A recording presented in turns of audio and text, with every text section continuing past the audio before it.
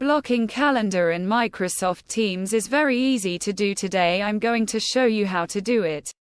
First of all, open up the Teams app. Once you get into the Teams app, click on your profile icon from the top left corner, then click on Settings from here. Now from Settings, go into Calendar, tap to disconnect your Google account from here. When you disconnect your Google account from here, it will block the calendar and the Teams up so you can connect your account to continue using the calendar.